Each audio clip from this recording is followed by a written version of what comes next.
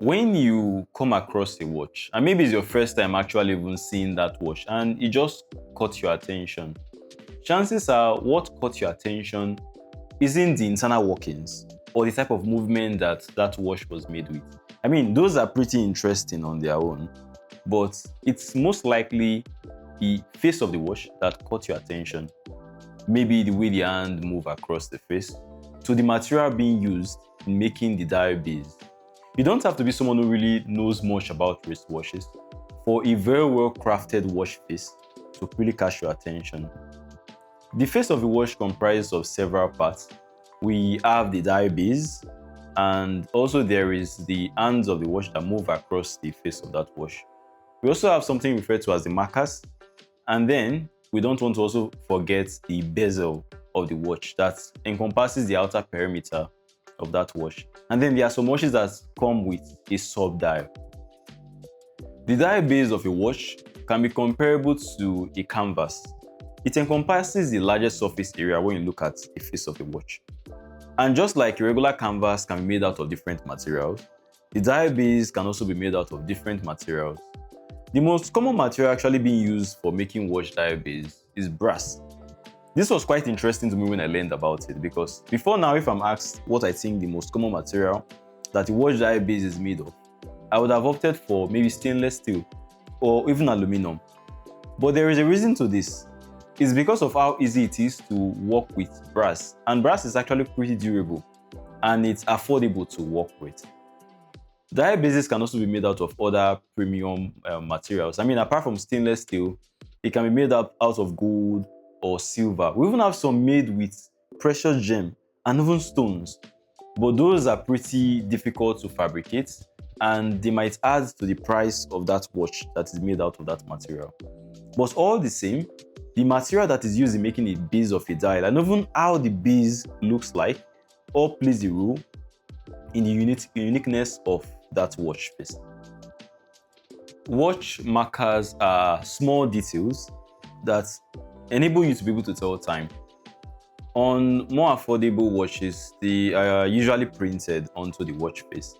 But then on more expensive brands, we have them placed by means of materials on the watch face, maybe blocks of steel within the face of the watch. And markers can be made out of also various shapes. We have some that are more like dots, circular dots on the face of the watch, while others are more like rectangular bars on the face of the watch. The shape and the material being used in making the markers plays a role in how the watch face looks like. And also there are even some markers that glow in the dark by means of special materials and making them illuminate in the night and enabling you to be able to tell your time. If a watch could speak, it will most likely speak by means of the hands of the watch. Why do I say so? Because the hands of the watch actually enables you to tell the time. They are those details or those pieces within the watch that moves across the watch. And regular watches usually comes with 3 markers. We have the minutes, one for the minutes, one for the second, and another one for the hour. And just like other parts of the watch, the markers, they come in different forms. We have long, short, thin, thick, sword-shaped markers, and let's not forget the iconic Mercedes brand style marker that is found in Rolex watches. The shape, size, look, and even material of the marker plays a role also in deciding how the watch feels when you look at it on the watch face. When you look at some watches, you might see what looks like a small watch face within the main watch face. Those are usually referred to as subdials. And these subdials sometimes can enable you to be able to tell the second or minute, or even sometimes enabling watch owners to be able to tell a different time zone or read a different time zone just from their watch. Some subdials also enable users to be able to tell distances, while others are just for aesthetic purpose, adding a bit of complexity to the face of the watch. We can't talk about the face of the watch without mentioning the bezel.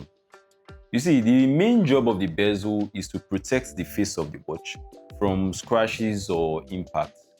But some bezels also play a practical role, helping you to also be able to tell the time or even tell distances.